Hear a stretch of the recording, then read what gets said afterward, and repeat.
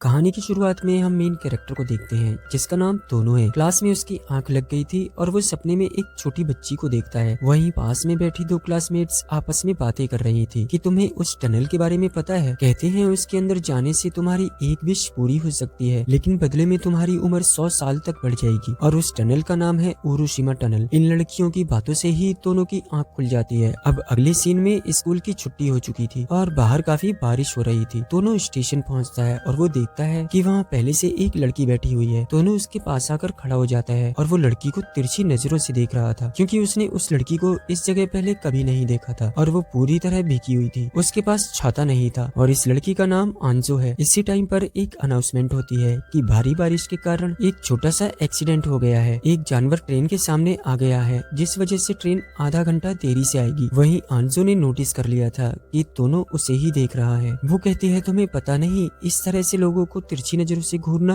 अच्छा मैनर्स नहीं है। उसके कहने के बाद भी तोनो अभी भी उसी को घूरे जा रहा था। फिर अचानक से ही अपना छाता आंजू की तरफ बढ़ाते हुए कहता है कि तुम इसे रख लो, मेरा घर स्टेशन के पास ही है, तो मैं बिना छाते के भी जा सकता हूँ। आंजू कहती है क्या अच्छा बनने की कोशिश कर रहे हो, रहने दो, मुझे नहीं चाहिए। दोनों कहता है रख लो, वरना ज्यादा भीग कर बीमार पड़ गई तो तुम्हारे पेरेंट्स परेशान होंगे। आंजू कहती है तुम्हारे पेरेंट्स भी तो परेशान होंगे। दोनों कहता है मेरे घर वाले मेरे लिए परेशान नहीं होते। वहीं आंजू कहती है मेरे पेरेंट्स नहीं है। दोनों कहता है कि अच्छी बात है। दोनों की इस बात से आंजू काफी हैरान होती है और चुपचाप उसका छाता ले लेती है। फिर वो कहती है कि अपना नाम और नंबर दे दो ताकि मैं तुम्हारा छाता लौटा सकूं। और इस तरह से दोनों आपस में अपना नंबर एक्सचेंज कर लेते हैं। अगले दिन दोनों क्लास में बैठा था, तभी टीचर क्लास में एक न्यू स्टूडेंट को साथ लेकर आते हैं और ये वही लड़की है आंजू। आंजू का टोक्यो से ट्रांसफर हुआ है। दोनों उसे देखकर हैरान हो जाता है। वहीं टीचर आंजू से अपने आप को इंट्रोड्यूस करने को कहते हैं, लेकिन आंजू कहती है कुछ खास बताने को है नहीं, इसलिए मैं अपनी सीट पर बैठना चाहूंगी। ये कहकर वो तोनो के पास आती है और कहती है तो हम क्लासमेट्स हैं, मुझे कांटेक्ट करने की कोशिश मत करना, मैं कल खुद तुम्हारा छाता लौटा दूंगी। आंजू के जाते ही तोनो का दोस्त पूछता है कौन सा छाता भाई, और तुम इसे कैसे जानते हो। फिर अब क्लास खत्म होने के बाद लड़कियां आंजू से बात करने की कोशिश करती हैं, लेकिन आंजू किसी से भी बात करने में इंटरेस्टेड नहीं थी, जिस कारण वो किसी को भाव नहीं देती। वहीं तोनो और उसका दोस्त ये सब देख रहे थे और तोनो का दोस्त कहता है कितनी घमंडी है ये, देखना ये जल्द ही कावासाकी का टारगेट बनेगी। ये तो शैतान का नाम लेने जैसा था, क्योंकि वो हाजिर भी हो जाती है। कावासाकी आंजू से कहती है कि तुम अपने आप को क्या समझ रही हो, पहला ही दिन है और इतना घमंड, तुम कहाँ की प्रिंसेस हो, जरा हमें भी तो बताओ। लेकिन आंजू उसको इग्नोर कर देती है। तभी कावासाकी को गुस्सा आ जाता है और वो आंजू से उसकी बुक छीन लेती है। आंजू उससे प्यार से बुक लौटाने को कहती है, लेकिन कावासाकी को तो मजाक सूझ रहा था, इसलिए वो बुक को जमीन पे फेंक कर हंसने लगती है। आंजू बुक को उठाते हुए कहती है क्या तुम लोग मुसीबत मोल लेना चाहते हो, और वो कावासाकी को जोर का पंच मार देती है, जिससे कावासाकी की नाक से खून निकलने लगता है। आंजू का ऐसा रूप देखकर तोनो एकदम से हैरान हो जाता है। अगले सीन में हम तोनो को एक छोटी सी बच्चे की तस्वीर के सामने बैठा हुआ देखते हैं। फिर अगले पल जब वो अपने बेड पर लेटकर म्यूजिक सुन रहा था, तभी उससे कुछ आवाज आती है। वो बाहर जाकर देखता है तो उसके पिता ने जमीन पर खाना फेंक दिया था। वो कहते हैं आज वो कमबख्त औरत मेरे ऑफिस आई थी और कैरन की कवर साफ करने की बात कर रही थी, जैसे कि वो बहुत अच्छी हो। ये सब बताकर तोनो के पिता अचानक ही उस पर भड़क जाते हैं और कहते हैं कि तुम यहाँ क्यों आए हो, ये सब तुम्हारी ही गलती है, तुमने कैरन को मारा है, मेरी कैरन वापस लाओ, चाहे इसके लिए तुम्हारी ही जान क्यों न देनी पड़े। दरअसल कैरन तोनो की छोटी बहन थी जिसकी मौत हो चुकी है। तोनो अपने पिता से छूटकर बाहर भागता है। भागते हुए वो एक ट्रेन की टनल के पास पहुँचता है, जहाँ वो उस टनल की तरफ जा रहा था। तभी अचानक ही पीछे से ट्रेन आ जाती है, जिससे बचने के लिए तोनो साइड में कूद जाता है। फिसलते हुए वो जंगल के अंदर पहुँच जाता है। एक अजीब सी जगह पर आगे चलते हुए तोनो को एक टनल नजर आती है। उसे देखकर वो मन ही मन सोचता है आखिर ये कौन सी जगह है। तभी उसे टनल के अंदर से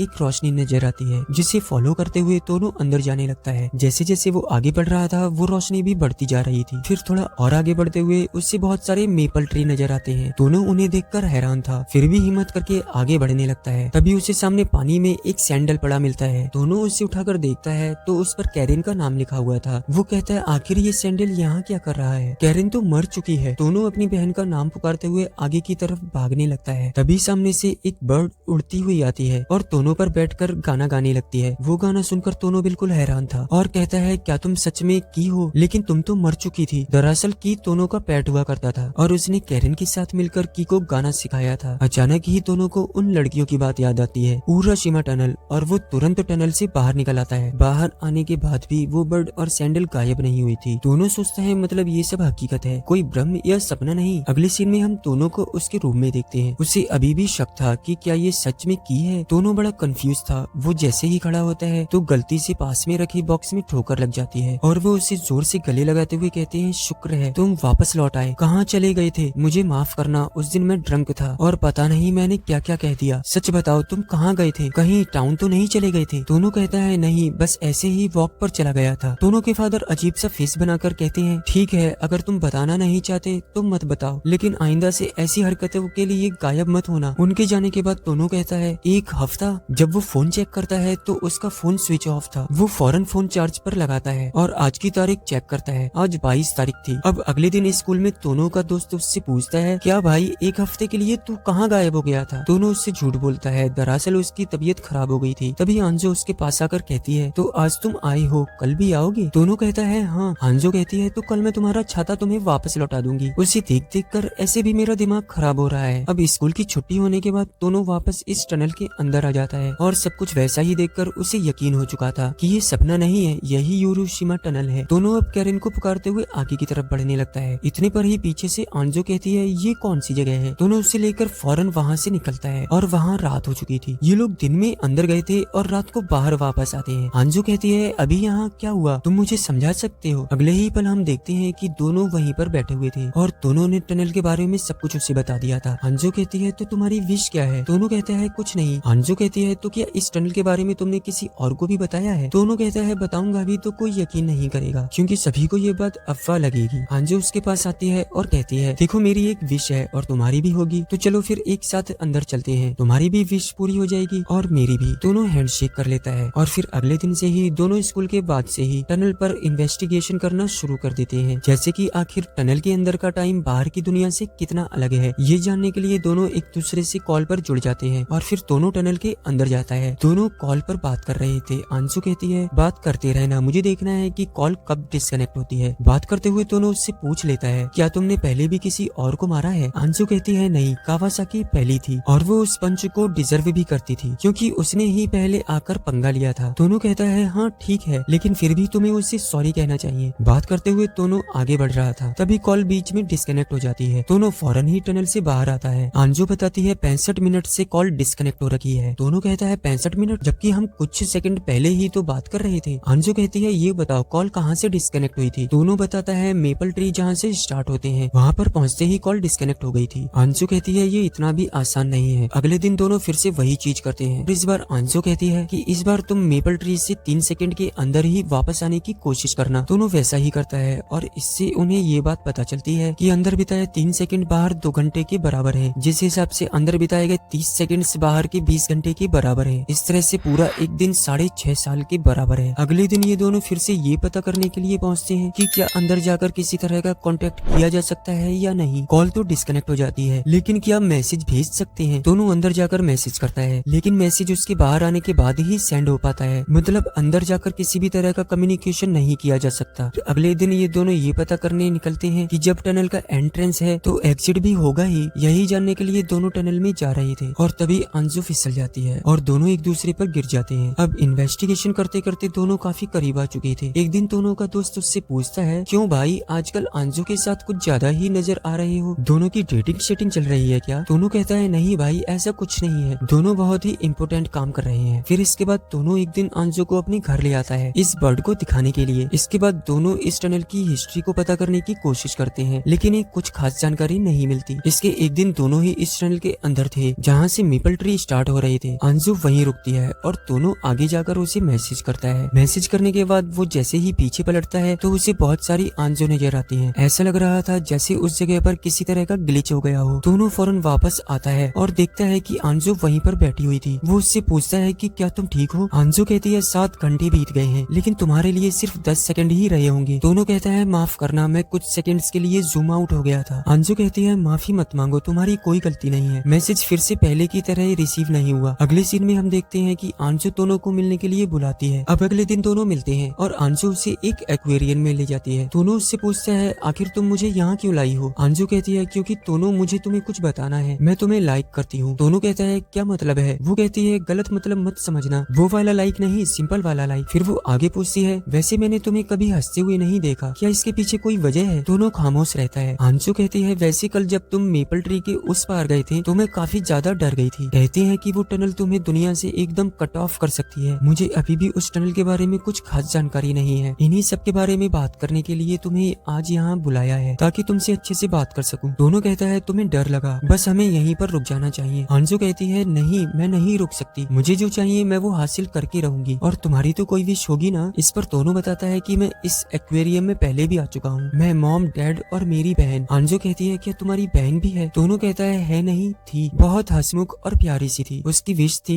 कि इस दुनिया में कभी कोई उदास ना हो, सब हमेशा खुश रहें। एक दिन छोटी सी बात पर उससे मेरी लड़ाई हो गई और मैं गुस्सा होकर बाहर चला गया। घर वापस लौटा तो पता चला कि पेड़ से गिरकर उसकी मौत हो गई है। वो मेरे लिए बीटल पकड़ने के लिए पेड़ पर चढ़ी थी। उसकी मौत के बाद मॉम ने घर छोड़ दिया और डैड अल्कोहलिक बन गए। मेरा पूरा परिवार बिखर गया। हांजो कहती है तो क्या तुम? दोनों कहता है हाँ, मैं कैरन को वापस लाना चाहता हूँ। उसकी ये बात सुनकर हांजो हैरान हो जाती है। दोनों कहता है तो क्या ये सब जानने के बाद मैं तुम्हें डरावना लग रहा हूँ? थोड़ी देर खामोश रहने के बाद हांजो जवाब देती है नहीं, बिल्कुल नहीं। अगले सीन में हम दोनों को उसी टनल में देखते हैं। दोनों कहता है ठीक है, मेरे स्टार्ट बोलते ही हम दोनों एक साथ भागेंगे। दोनों स्टार्ट बोलता है और दोनों एक साथ भागते हैं। भागते हुए हांजो उससे थोड़ा आगे थी। 44 सेकंड्स हो गए थे। दोनों कहता है बस अब हमें वापस लौटना होगा, लेकिन हांजो नहीं मानती। तभी उसी टाइम पर हांजो के पास कुछ पेपर्स आकर गिरते हैं। दोनों कहता है बस अब हमें वापस लौटना ही होगा। हांजो उन पेपर्स को उठाने लगती है और कहती है तुम जाओ, मैं इन पेपर्स को लेकर तुम्हारे पीछे आती हूँ। दोनों कहता है तुम नहीं आ पाओगी। हांजो मान ही नहीं रही थी और 1 मिनट हो चुका था। दोनों भी उन पेपर्स को उठाने में हांजो की मदद करने लगता है और सारे पेपर्स उठाते ही वो उसे लेकर फौरन बाहर आता है। पूरा 2 मिनट गुजर गए थे। दोनों पूछता है तो क्या तुम यही चाहती थी? हांजो बताती है हाँ, ये इकलौती चीज है जो कि मुझे मेरे ग्रैंडफादर से जोड़ती है। बारिश शुरू हो गई थी और इस हालत में दोनों वापस घर लौटना नहीं चाहता था, तो हांजो उसे अपने घर ले जाती है। दोनों हांजो के रूम में था और वहाँ पर मित्सुओ नाम से बहुत सारी मांगा रखी हुई थी। दोनों उन्हें उठाकर पढ़ने लगता है। तब तक हांजो भी कपड़े चेंज करके वापस आ जाती है। दोनों उससे पूछता है आखिर ये मित्सुओ कौन है? हांजो बताती है कि मित्सुओ उसके ग्रैंडपा हैं, वो एक मांगा आर्टिस्ट थे। दोनों कहता है अब मैं समझा, तो वो तुम्हारे ग्रैंडपा की मांगा थी जिसे कावासाकी ने फेंक दिया था, इस वजह से तुमने गुस्से में उसे पंच किया। वो आगे कहता है फिर तो शायद वो पेपर भी तुम्हारे ग्रैंडपा की लिखी हुई कोई मांगा है या फिर वो तुम्हारी है। हांजो हैरान हो जाती है और पूछती है तुमने कैसे गेस किया? दोनों कहते हैं बस ऐसे ही।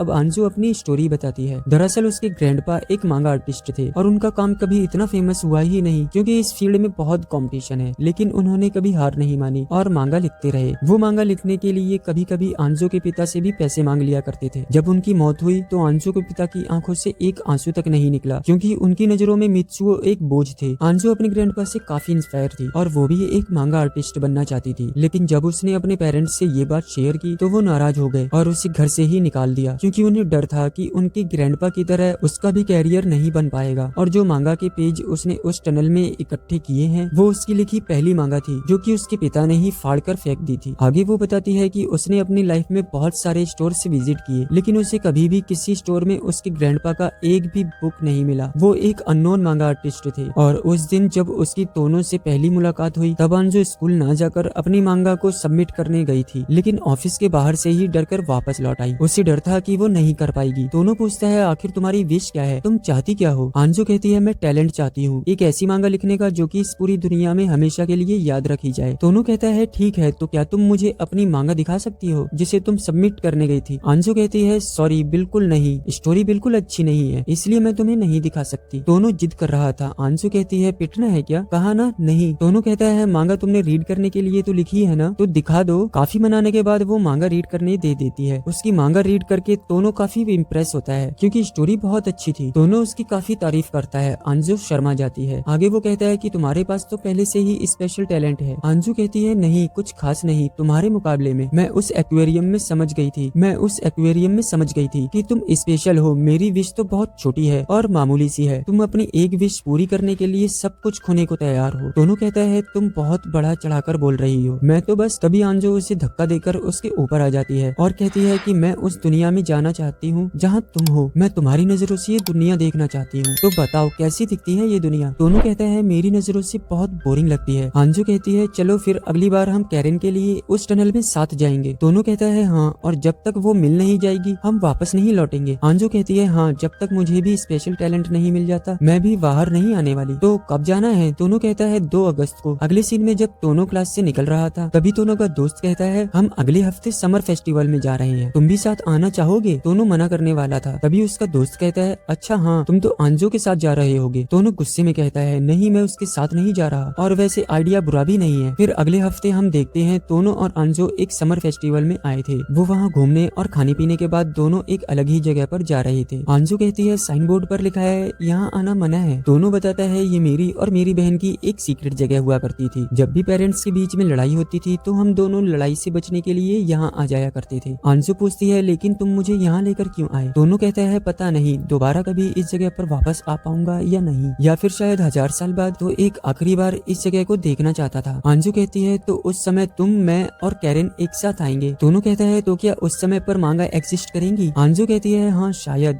तभी फायरवर्क शुरू हो जाता है। आंजो पूछती है, वैसे तुमने 2 अगस्त से ही क्यों चुना? दोनों बताता है, क्योंकि 2 अगस्त को ही कैरन की मौत हुई थी। ये सुनकर आंजो उसका हाथ पकड़ लेती है। अगले सीन में जब दोनों अपने घर पहुंचता है तो उसके पिता के कमरे से एक औरत की आवाज आ रही थी। वो झाँक कर देखता है तो कमरे में उसके पिता के साथ एक औरत थी। उसके पिता भी उसे देख लेते हैं। वो दोनों को अंदर ले जाकर उस औरत से उसका इंट्रोडक्शन कराते हैं कि ये तुम्हारी न्यू मॉम होने वाली है। ये सुनते ही दोनों के पैरों तले जमीन खिसक जाती है। उसके पिता टोक्यो शिफ्ट होने की बात कर रहे थे। वो बार बार अपने पिता को और अंदर रखी कैरन की तस्वीर को देख रहा था। उसे बिल्कुल भी यकीन नहीं होता कि उसके पिता ने अभी उससे क्या कहा। वो वापस अपने कमरे में लौट जाता है। अगली सुबह उसकी आंख खुलती है मैसेज के नोटिफिकेशन से। ये आंजो का ही मैसेज था। अगले सीन में हम दोनों को एक रेस्टोरेंट में देखते हैं। काफी देर चुप रहने के बाद दोनों पूछता है, आज किस लिए बुलाया है? आंजो बताती है कि तुम्हारे रीड करने के बाद मैंने मांगा एक कंपनी को सबमिट कर दी और आज सुबह ही मुझे एक मैगजीन एडिटर की तरफ से कॉल आई। उन्हें मेरी मांगा बहुत ज्यादा पसंद आई है और वो मेरे साथ मिलकर काम करना चाहते हैं। दोनों कहता है कि इसका मतलब क्या तुम डेब्यू करने वाली हो? आंजू कहती है, नहीं अभी कुछ क्लियर नहीं है, और वैसे भी छोड़ो, हम कल उस टनल में तो जा ही रहे हैं ना। दोनों कहता है, शायद हमें जाने से पहले थोड़ा और सोच लेना चाहिए क्योंकि ये एक बहुत बड़ा कदम है। आंजू कहती है, नहीं मैं जल्द से जल्द उस टनल में जाना चाहती हूँ। मैं और ऐसे रह नहीं सकती। मेरे अंदर बिल्कुल कॉन्फिडेंस नहीं है और इसलिए मुझे जल्दी ही एक स्पेशल टैलेंट चाहिए। दोनों कहता है, ठीक है इस बारे में बाद में बात करेंगे, पहले थोड़ा कुछ खा लेते हैं। अगले सीन में दोनों स्टेशन पर बैठे थे। तभी फिर से अनाउंसमेंट होती है कि ट्रेन के सामने एक जानवर आने की वजह से एक्सीडेंट हो गया है, जिस वजह से ट्रेन आधा घंटा देरी से आएगी। अनाउंसमेंट सुनकर दोनों पास से एक सनफ्लावर तोड़ कर लाता है और उसे अम्ब्रेला की तरह आंजो को देते हुए कहता है कि ये लो, तुम इसे रख लो, मेरा घर तो स्टेशन के पास ही है, तो मैं चला जाऊंगा। दरअसल वो अपनी पहली मुलाकात आंजो के साथ फिर से रिक्रिएट कर रहा था। पूरा सीन वापस से रिक्रिएट करने के बाद दोनों आपस में बहुत ज्यादा हंसते हैं और दोनों का मुस्कुराता हुआ चेहरा देखकर आंजो कहती है, तुम्हारा मुस्कुराता हुआ चेहरा इतना भी बुरा नहीं है तो हंसा करो। तभी उसे याद आता है कि मैंने तुम्हारा अम्ब्रेला तो लौटाया ही नहीं, अगली बार जब हम मिलेंगे तब जरूर लौटा दूंगी। रात को हम देखते हैं कि दोनों अपने फोन में कुछ मैसेज टाइप कर रहा था और उसने बैग लटका रखा था। अगले दिन 2 तारीख थी और अब तक आंजो को दोनों की तरफ से एक भी मैसेज नहीं आया था। आंजो से सब्र नहीं होता तो वो सीधा उसके घर पहुंचती है। तब उसके डैड उसे बताते हैं कि दोनों फिर घर से भाग गया है। ये सुनते ही आंजो फौरन वहाँ से निकलती है। उसे पता था कि दोनों कहाँ गया है। भागते हुए वो दोनों को पुकार रही थी। उसे समझ आ गया था कि कल दोनों ने वापस वो सीन क्यों रिक्रिएट किया था। उसे दोनों के साथ बिताया गया हर पल याद आ रहा था। आंजो टनल के पास पहुंच गई थी। वो चिल्लाकर कहती है, क्यों? तभी उसके पास एक मैसेज आता है जिसमें लिखा था कि जब तुम्हें ये मैसेज मिलेगा तो इसका मतलब मैं टनल में हूँ। शायद तुम मैसेज पढ़कर गुस्सा होगी और नाराज भी, लेकिन टनल के अंदर जाने के लिए तुम सही इंसान नहीं हो। तुमने कहा था कि तुम्हें स्पेशल टैलेंट चाहिए, लेकिन वो ऑलरेडी तुम्हारे पास है और तुम्हें एक ऑफर भी मिल चुका है। मैं तुम्हारी मांगा पढ़ना चाहता हूँ, तो प्लीज बहुत सारी कहानियां लिखना। और हाँ, टनल के बारे में मैं तुम्हें कुछ और भी बताना चाहता हूँ। ये टनल किसी की विश पूरी नहीं करता बल्कि खोई हुई चीजों को स्टोर करके रखता है। तो तुम्हारी जो भी विश थी स्पेशल टैलेंट पाने की, वो भी पूरी नहीं हो पाती, इसलिए मैं अकेला ही चला आया। तुम्हें बेस्ट ऑफ लक और ढेर सारी कहानियां लिखना ताकि जब मैं 1000 साल बाद लौटूं तो उन्हें पढ़ सकूं। Good bye आंजो। मैसेज पढ़कर वो रो पड़ती है और अपने आंसू रोक नहीं पाती और वो फूट फूट कर रो रही थी। उसी वक्त वो दोनों को ढेर सारे मैसेज भेजती है, जैसे कि धोखेबाज,